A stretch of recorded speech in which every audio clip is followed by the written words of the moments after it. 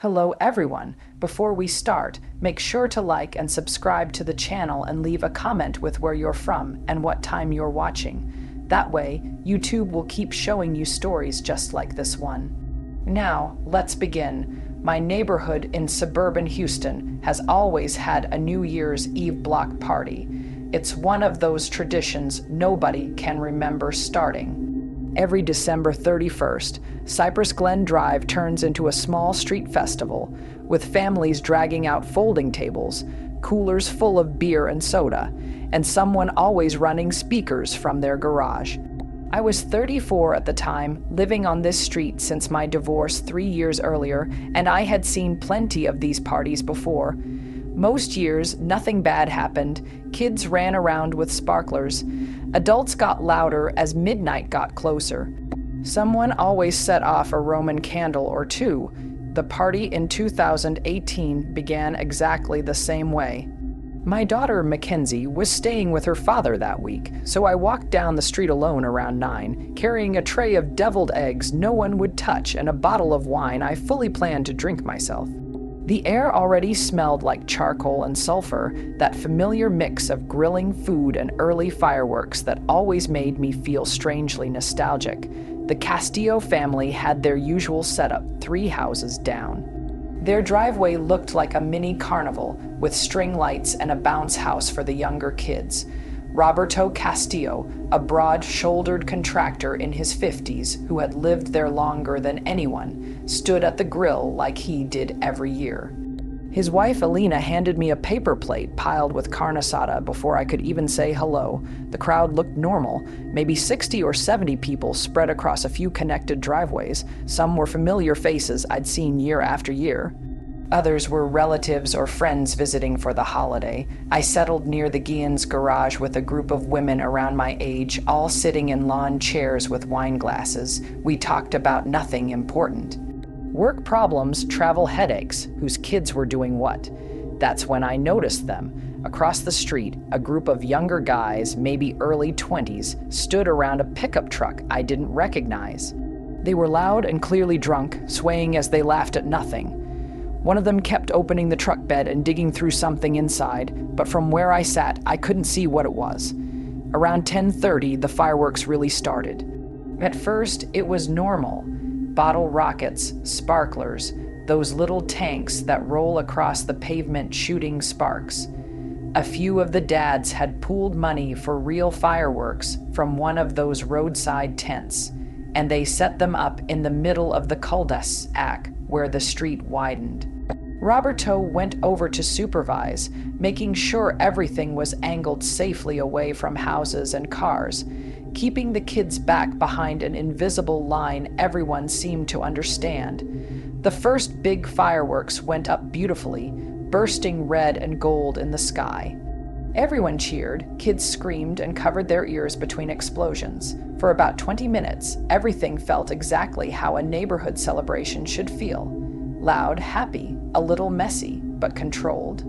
Then I saw the guys by the pickup start lighting their own fireworks at the other end of the street, where the cul-de-sac narrowed again. They weren't using tubes or stands.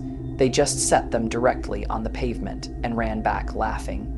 The fireworks they had were bigger than anything I'd ever seen at a block party. Thick, heavy cylinders that looked more like professional equipment. One of the women next to me, Gloria, a nurse who lived 2 doors down, squinted and said those didn't look legal. I shrugged it off, assuming they were just reckless young guys wanting bigger explosions. The first few launched fine, but they flew higher and exploded louder than ours. Car alarms started going off down the street. Some older neighbors looked annoyed, but no one said anything. It was New Year's Eve, and most people were drunk enough to tolerate things they normally wouldn't. I watched a skinny guy with a shaved head and a Dallas Cowboys jersey pull something from the truck bed that was easily 3 feet tall. Even from 50 yards away, I could tell it was different. The base was wider, and it looked like several tubes welded together at strange angles. Roberto must have noticed, too, because he walked toward them, wiping his hands on his jeans like he always did when he was about to deal with trouble. I couldn't hear what he said, but I saw him pointing at the device, then back toward the main crowd, clearly trying to get them to move or stop. The skinny guy laughed and clapped Roberto on the shoulder like they were friends, even though I knew Roberto had never seen them before. Another man, heavier, with a thick beard and a camouflage jacket, stepped between Roberto and the firework and said something that made the group laugh. Roberto stood there for a moment, hands on his hips, then shook his head and walked back. As he passed the Nguyen's driveway, I heard him mutter something in Spanish to Alina. Her face tightened with worry. She immediately started gathering the smaller kids and guiding them toward their backyard, away from the street. I should have paid attention. I should have followed her. Instead, I stayed in my chair, sipping wine and watching someone's phone count down the final minutes to midnight. The street was packed now, kids on shoulders, couples hugging, champagne bottles popping early. The dads lined up 6 mortars for their finale. Across the street, the guys by the pickup huddled around their massive device. I saw a lighter flash. The skinny guy crouched and adjusted the base, and suddenly I realized something was wrong. He wasn't just lighting a fuse, he was tilting the whole thing sideways, pointing it almost parallel to the ground. My brain took too long to react, dulled by alcohol and the belief that no one could be that reckless. The bearded guy backed away, filming with his phone, smiling like he couldn't wait. The countdown reached 10, and everyone started chanting. 9, 8, 7. I stood up, opening my mouth to say something, anything. At 3, the first shot fired. It didn't go up. It screamed sideways across the street at chest height, trailing sparks, and slammed into a silver minivan in the Nguyen's driveway. The explosion wasn't pretty. It was violent, a deep crack that rattled windows and set off every car alarm nearby. For a split second, no one moved. The chanting stopped mid-number. Then the second shot fired, skipping off the pavement and exploding against a recycling bin, sending blue plastic shards everywhere. That's when the screaming started. People ran in every direction, tripping over chairs and coolers, shoving each other in blind panic. I saw a teenager fall, then others tumble over him. Another shot hit a man in the shoulder and spun him around before he collapsed. The device kept firing, each tube launching at a different angle, spraying destruction across the street. I don't remember deciding to run. Suddenly I was moving, crouched low, trying to hide. A rocket passed close enough that I felt heat on my face and smelled burning chemicals. I dove behind a blue pickup truck and pressed myself against the tire as explosions continued. Through the gap beneath the truck, I saw feet running past, some barefoot, one pair leaving dark, wet footprints I knew weren't wine. Someone screamed a name over and over, "Tammy, Tammy," children cried nearby. Glass shattered, someone yelled to call 911, then it stopped, maybe 40, 5 seconds total. I stayed there longer, afraid to move. When I crawled out, the street looked like a disaster zone. The minivan had a hole torn through its side. Chairs and coolers lay everywhere. A woman pressed a bloody towel to another woman's head. Roberto knelt beside Douglas Park, holding his bleeding shoulder as Alina screamed into her phone. The guys with the pickup were gone. Tire marks cut across a lawn where they'd fled. The device still smoked in the street, twisted and ugly. Police later said it was homemade, designed to fire sideways, not an accident. 7 people were hurt that night. They never caught the men who did it. Years passed, but the fear stayed. Fireworks still make me flinch. Every New Year's Eve, I stay inside with the curtains closed, waiting for midnight to pass in silence. Every time someone pops a champagne bottle near me, I flinch. My wife thinks it's just a strange habit, something she jokes about at weddings and birthdays. She doesn't know where it comes from. She doesn't know about Corey, about that house in Tucson, about the longest 6 hours of my life. Corey and I met during a summer internship after college. He was friendly, easy to like. We stayed in touch over the years. When he invited me to his New Year's Eve party, I didn't hesitate. If I'd known what would happen that night, I never would have gone. The party started warm and friendly. By midnight, everyone was laughing and hugging. By early morning, only 3 of us remained. Corey's girlfriend left for work. Another guy passed out on the couch. I helped clean up, tired and ready to leave. When I told Corey I was heading out, he turned to me with an expression I'd never seen. His eyes were empty. He asked why I was in such a hurry. The house suddenly felt smaller. He accused me of something from college I couldn't remember, said I ruined his life. I tried to apologize anyway. It wasn't enough. He blocked the door. His tone shifted from calm to threatening and back again. Hours passed as he talked and talked, trapping me there while the night slowly turned into morning. When the other guy finally stirred on the couch, Corey looked away for just a second. That second saved me. I ran. I grabbed my jacket, unlocked the door, and fled into the cold morning air. I drove away shaking, heart pounding, and when I looked back, Corey stood in the doorway, watching. He didn't chase me. He just stood there watching, his arms hanging loose at his sides. Trent appeared behind him a second later, looking lost and confused, and I pulled away from the curb before either of them could move closer. I drove straight back to Phoenix without stopping once. I didn't check out of my hotel. I left my bag behind, my clothes, my toiletries, everything. I never went back for any of it. When I got home, my girlfriend kept asking what happened, why I looked sick, why I couldn't stop pacing around the apartment. I told her pieces of it, but not all. I didn't know how to explain the parts that didn't make sense, even to me. I blocked Corey's number that same day. He tried reaching out a few times through mutual friends over the next months. Sometimes his messages sounded sorry, other times angry. I never replied. I still don't know what really happened at that college party, or if anything happened at all.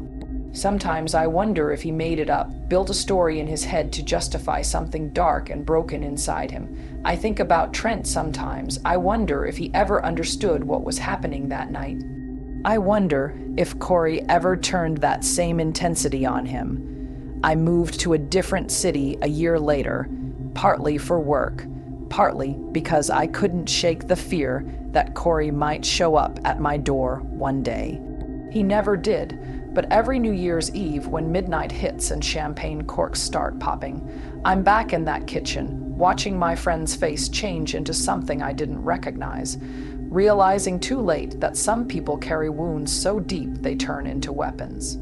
My cousin Brennan threw the party that ruined everything. December 31st, 2023, at his house in Fairview Heights, Illinois, one of those suburban homes with a finished basement and a big backyard.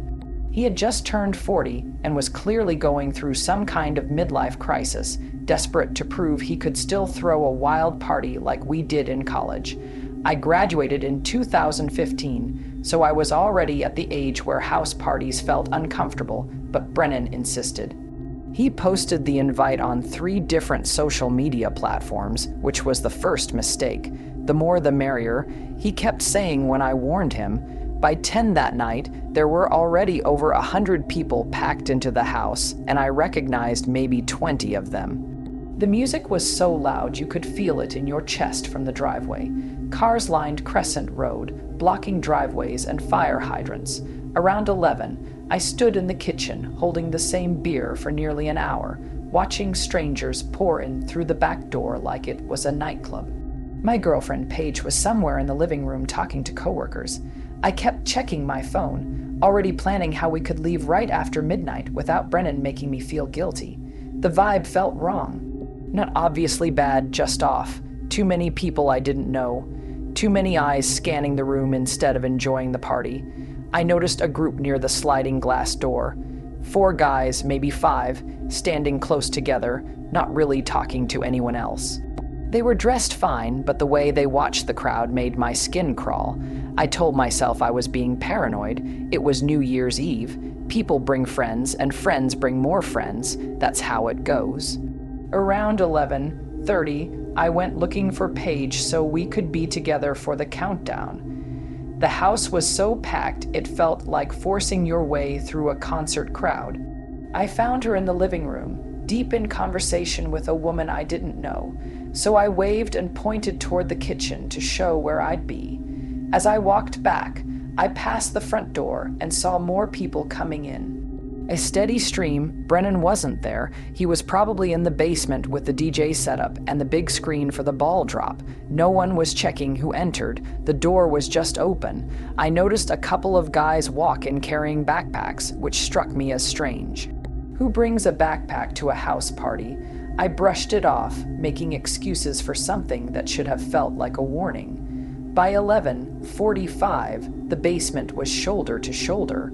Brennan had gone all out. Strobe lights, fog machine, massive speakers.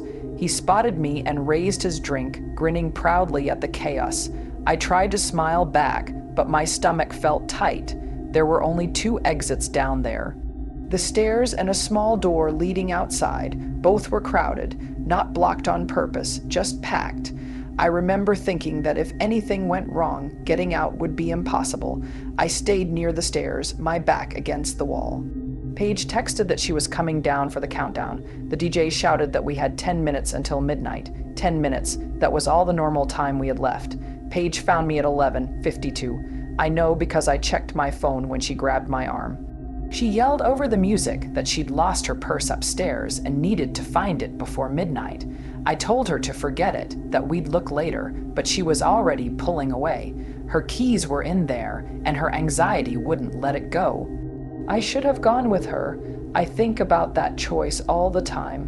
I just nodded and watched her head up the stairs, assuming she'd be back in minutes. The countdown clock showed 7 minutes to midnight. The crowd grew louder. Someone popped champagne early and sprayed it everywhere. Foam hit my neck and I wiped it off, annoyed. That's what I was focused on, champagne on my skin. At 5 minutes to midnight, the music cut off mid-song. For a second, the basement went silent. Then we heard something from upstairs. Not a scream exactly, more like a group gasp, followed by shouting. Brennan pushed toward the stairs, complaining about the sound system. I followed him because I suddenly needed to find Paige. At the stairs, people were trying to go up and down at the same time, faces pale with fear. Someone shouted about a gun. The word barely registered. A gun at Brennan's house party. A woman came down the stairs with blood on her forehead, crying and saying they'd hit her. Brennan grabbed her shoulders, asking who did it, but she shoved past us toward the back exit. I forced my way upstairs, ignoring everything except finding Paige. The living room was chaos. People rushed toward doors, furniture overturned, bodies colliding. I saw one of the men from the group near the sliding door. He stood calmly in the middle of the room holding a black pistol, pointed at the ceiling. He wasn't yelling. He didn't need to. 2 others moved through the crowd, ripping purses away, yanking chains, pulling wallets free. One pressed a knife to a man's throat until he handed over his watch. It was organized, planned, and there were more of them. I found Paige crouched behind an overturned table in the dining room with 2 other women. She was shaking violently. I grabbed her hand and pulled her toward the back of the house. Someone shouted, but the crowd blocked them. We reached the laundry room. There was a small window to the side yard. I lifted Paige up, and she squeezed through, scraping her arms. Footsteps rushed behind me. My foot slipped, and panic surged. Paige reached back and grabbed my shirt. I pulled myself through just as someone entered the room. We ran through yards between houses until the screaming faded. We hid behind a shed 3 blocks away, gasping for air. Fireworks exploded in the distance. It was midnight. The new year had started while we crouched in the cold grass, silent. When we returned, police lights filled the street, ambulances everywhere, people wrapped in blankets. Brennan sat on his steps, broken. A paramedic told us we were lucky. 7 people were hospitalized. 2 critical. The police questioned us for hours. I told them about the group I'd noticed earlier. I described the man with the gun, the one with the knife, tall, bearded, tattoo on his neck that I could not make out clearly. But I knew even as I was talking that it probably would not help. There had been so many people at that party, so much confusion. The attackers blended in so well that no one noticed them until the exact second they decided to act. Later, a detective told us they believed between 8 and 10 people were involved. and that they had likely been inside the house for over an hour before anything happened. Long enough to watch everyone, long enough to study the rooms, track who was wearing jewelry, who was drunk, who was distracted, long enough to learn the exits and decide how to control the space. They waited until just before midnight because they knew all eyes would be on the countdown. They cut the music to trigger panic, to make people freeze or run without thinking. The whole thing was over in less than 6 minutes. By the time the first police car arrived, they were already gone, probably split up, walking calmly through the neighborhood to cars parked far away. The detective said this kind of crime was becoming more common, organized groups targeting big holiday parties full of intoxicated people and expensive things. He said they would investigate, but he was honest with us. These cases almost never get solved. It has been more than a year now. No one was ever arrested. The man who was stabbed survived, but he lost partial use of his left hand. Brennan sold the house 6 months later and moved to Arizona. He does not host parties anymore. He barely speaks to anyone who was there that night. Paige and I are still together, but she has not stepped foot in a house party since. Neither have I. This past New Year's Eve, we stayed home. Just the two of us, doors locked, curtains closed. We watched the ball drop on TV with the volume turned low. When midnight came, I held her hand and we sat there without saying anything. No champagne. No cheering. I keep thinking about those men, whoever they were, and how they are probably still doing the same thing to other people. I think about how close it came to being worse. How if Paige had not gone upstairs for her purse, she might have been trapped somewhere else in the house. How if I had not remembered that laundry room window, we might not have made it out. I do not believe in fate or destiny, but I do believe that survival sometimes depends on tiny, careless choices you make without realizing it. We survived because of luck. That is the truth. We were lucky, and I hate knowing that luck was the only thing separating us from the people who were not. New Year's Eve has always been my favorite holiday. Not because of the champagne or the countdown, but because of that charged feeling in the air when thousands of strangers gather together, all waiting for the same moment. In 2017, I had just finished my nursing degree at a community college in Wilmington, North Carolina, and my roommate Sienna insisted we celebrate properly. She had read about a waterfront event near the Cape Fear River, where fireworks exploded over the water and reflected back like the sky was tearing itself open twice. We arrived around 9 that night, wrapped in our thickest coats because the cold was brutal. The kind of cold that burns your lungs when you breathe too deep. The crowd was already packed along the riverfront, families with kids on their shoulders, couples holding each other tight, groups of college students passing thermoses around. We found a decent spot near some food vendors, close enough to see the barge where the fireworks would launch, but far enough from the stage that we could actually talk. Sienna had brought a small folding blanket, and we stood on it to keep our feet off the frozen ground, stamping in place every few minutes to keep warm. The atmosphere felt unreal. Christmas lights still hung along the waterfront shops. The smell of funnel cake and hot chocolate mixed with the sharp river air. I remember feeling truly happy, like everything in my life was finally lining up the way it was supposed to. I had a hospital interview scheduled for the next week. My loans felt manageable. For once, the future did not feel heavy. Around 11, all the hot cider caught up with me, and the lines for the portable toilets were stretched halfway down the block. Sienna pointed toward a narrow path leading away from the crowd, toward some older buildings near the historic district. She said she had seen people heading that way earlier, probably looking for restaurant bathrooms. I told her I would be back in 15 minutes, maybe 20 at most. The path was paved but tight, running between 2 brick warehouses that had been turned into small shops, all closed for the holiday. The noise from the crowd faded quicker than I expected, replaced by that empty quiet that settles over business areas at night. A few streetlights lined the path, old ones that cast weak yellow circles, leaving long stretches of shadow between them. I passed a couple walking back toward the riverfront, the woman laughing at something on her phone, and that eased my nerves. Halfway down the path, I noticed a small courtyard to my left, benches, a dry fountain. The kind of place office workers probably used during lunch breaks. It looked calm, almost nice, with a faint glow from leftover Christmas lights wrapped around a bare tree. My legs were stiff from standing for hours, so I decided to stop for just a minute and stretch. The fireworks were still 40 minutes away. I had time. I stepped into the courtyard and sat on a bench, rubbing my hands together and breathing warm air into them. Away from the crowd, the cold felt sharper, and my breath came out in thick white clouds. I pulled out my phone to text Sienna that I might take a little longer, and that was when I heard the footsteps, slow, careful, the sound of hard-soled shoes on brick coming from somewhere behind me. I turned but saw no one, just the dark opening of an alley between two buildings I had not noticed before. I told myself it was nothing, someone else looking for a bathroom, someone stepping away from the noise.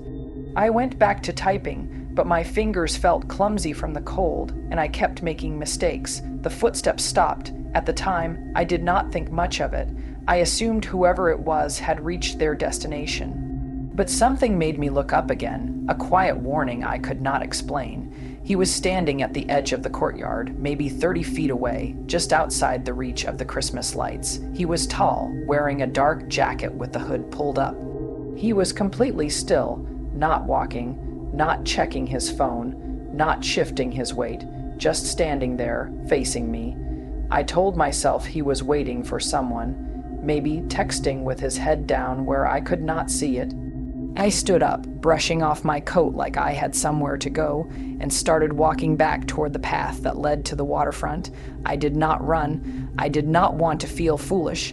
I did not want to be that person who assumes danger where there is none. But I walked fast, faster than normal. My phone stayed in my hand, my thumb hovering over the emergency call button. When I reached the path and turned toward the noise and the lights and the massive crowd, I felt a strange relief knowing I was disappearing back into thousands of people who had no idea I existed. A 1970s brick rectangle with temperamental heating and a super who always smelled like cigarettes and pines, but it was mine, or at least the 400 square FT of it I paid for each month. That New Year's Eve I had no big plans. Just a few beers, leftover Chinese food, and watching the ball drop alone on my laptop while the city outside lost its mind.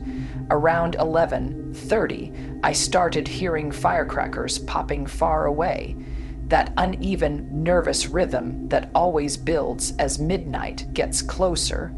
My upstairs neighbors were throwing a party, and the bass from their speakers rolled through my ceiling in slow waves I could feel in my chest. I opened my second beer and scrolled through my phone, watching friends post countdown videos from crowded bars and packed houses all over the country.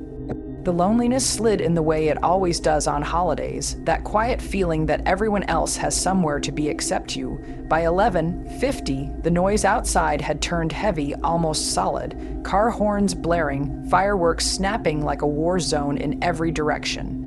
I walked to the window and rested my forehead against the cold glass, watching groups of people gather on the sidewalk below, their breath puffing white in the freezing air. Someone had set up a small speaker on the corner, and I could hear a countdown broadcast echoing weakly through the chaos. That was when I decided, almost without thinking, that I should go outside and watch the fireworks from the street. My building had a clear view of the skyline where the main show would start at midnight. And suddenly, sitting alone in my apartment felt unbearable. I grabbed my jacket, a heavy canvas coat I'd owned since college, and stuffed my keys and phone into the pockets. The hallway smelled like weed and champagne leaking from different apartments. On the second floor landing, I passed my neighbor Ginny, a retired postal worker who usually yelled at game shows through thin walls.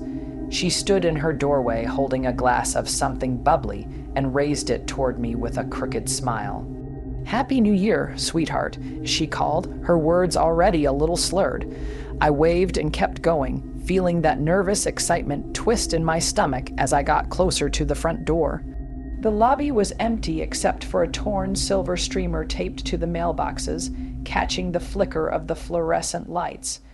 When I pushed through the heavy glass door and stepped outside, the cold slapped me hard across the face. That sharp December cold that cuts straight through your clothes, but the energy outside was electric, almost intoxicating. The street had turned into something between a block party and a mess. People spilled off the sidewalks into the road, cars abandoned wherever they'd stop. I recognized a few faces from the building, people I'd nodded at in the laundry room but never spoken to. A group of teenagers crowded around a shopping cart full of bottle rockets, their laughter sharp and wild. Someone was firing Roman candles from a rooftop 2 buildings away, sparks arcing across the sky like slow shooting stars. I leaned against a parked car near the corner, its sides smeared with silly string and handprints that looked like dried ketchup. From there, I could see down the avenue toward downtown, where faint flashes from the official fireworks glowed on the horizon. My phone buzzed with a text from my sister in California, wishing me a happy birthday with a string of emojis I didn't bother decoding. I sent a quick thank you and put the phone away, wanting to feel part of something for once. The countdown started behind me, voices picking up the numbers from 60. I joined in around 30, my breath fogging with each shout. Everyone around me was a stranger, but in that moment, it didn't matter. We were all tied together by this stupid line on the calendar. When we hit 0, the night exploded. Fireworks burst across the skyline in gold, red, and blue. The sound followed the light like thunder. Car horns screamed. People hugged and kissed whoever was closest. I stood there smiling like an idiot, cheeks burning from cold and joy, feeling like I'd made the right choice. That was when I heard the first sharp crack from somewhere to my left. It didn't sound like fireworks. It was tighter, harsher. I turned but saw nothing strange, just more people celebrating, more sparklers cutting drunk shapes in the air. The second crack came about 10 seconds later, then a third and fourth, quick and clean. They sounded like they came from a few blocks away. I told myself it was just big firecrackers. A bearded guy near me caught my eye and shrugged with a grin. "Someone's really committed tonight," he said, lifting his beer. I laughed, even though something in my gut told me the sound was wrong. The fireworks kept roaring overhead, reflections dancing across the windows around us. I leaned my head back and watched, feeling each blast thump through my ribs. The show lasted about 15 minutes. When it ended, the crowd began to thin. People drifted home or toward a nearby bar, blasting music into the street. I checked my phone, 12:19. The cold finally started to sink in, and I thought about going inside. Then I heard another set of sharp cracks, closer this time. I counted 5, evenly spaced, then nothing. A woman carrying a sleeping toddler glanced toward the sound, worry flickering across her face before she walked on. I stayed where I was, suddenly unsure, my feet stuck to the sidewalk. The bearded guy was gone. The teenagers had vanished. The street felt empty in a way that made my skin crawl. I was turning back toward my building when I heard it. Not a crack, but a high, thin whistle, like air forced through a narrow pipe. It was getting louder, closer, coming from above me. I looked up on instinct and saw only black sky and fading smoke. Then something hit the ground about 6 feet to my right. The impact was violent enough that I felt it through my boots. The sidewalk cracked spiderweb lines spreading from a small crater that hadn't been there a second earlier. I stumbled back, almost falling into the street. My ears rang. I stared at the crater, my brain slow and useless. Something metallic was stuck in the concrete, glinting under the streetlight. I didn't touch it. I already knew what it was. A bullet, crushed and peeled back from the impact. My mind jumped to half-remembered physics lessons. Guns fired into the air don't send bullets into space. They come back down, fast enough to kill. I looked around, suddenly aware of how open the street was. A couple argued quietly near a van. A man walked his dog across the road. Some college kids took selfies by a fire hydrant painted gold. None of them noticed the crater. None of them knew how close they were. I wanted to scream, but my voice caught. Another whistle cut through the air, farther away, followed by a dull thud. Then another behind me and the sound of glass breaking. A car alarm wailed. The arguing couple stopped and looked around, confused. I finally shouted, my voice thin and shaking, "Get inside now. Someone is shooting." The bullets are coming down. They stared at me like I was drunk or insane. Then they moved, disappearing into a doorway. I ran. My boots slammed the pavement as another whistle tore past close enough that I felt the air move. I hit my building's door hard, fumbling with my keys until the lock opened. Inside, I pressed myself against the wall, gasping. Outside looked calm again. Confetti drifted across the street. Sirens began to rise in the distance, one after another. I stayed in the lobby for 20 minutes. Jenny came down in her robe and asked what was going on. I lied easily, said I was tired and heading to bed. That scared me. I didn't sleep. I sat on my couch with every light on, refreshing news feeds until my eyes hurt. Around 2 a.m., reports came in, falling bullets, multiple victims, a teenager critical, a woman shot on her balcony, an old man killed in his backyard while watching fireworks with his grandkids. I thought about the crater 6 feet from where I stood. 6 feet, the length of a body. I fell asleep near dawn. In the daylight, the crater was still there. Smaller than I remembered, but real. I moved out that spring. Now I stay inside on New Year's Eve. I close the curtains. I turn the TV up loud. Statistics don't matter when you've seen what a falling bullet can do. Working overnight security became normal after that, especially on holidays. I was alone in a glass office building that felt empty after dark.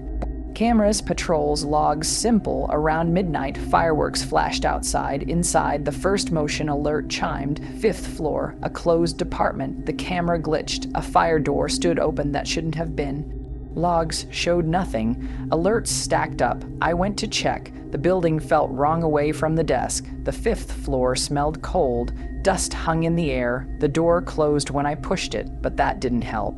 Sounds followed me. Alerts moved floors. On the 7th floor, doors stood open. Lights went out. Breathing matched my movements. I ran, locked myself inside the office. Cameras showed doors open, shadows that didn't make sense. Police found nothing. I quit soon after. Fireworks sound different now. Empty buildings don't need people to feel occupied.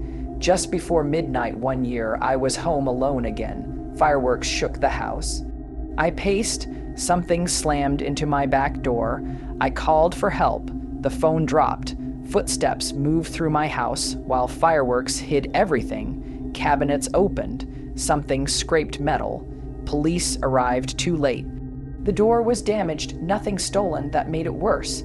Afterward, small things felt wrong. A scuff mark, scratches by the frame, signs of weight and time. I stood there staring, understanding it all at once. That was the moment I accepted that whoever entered my house had time.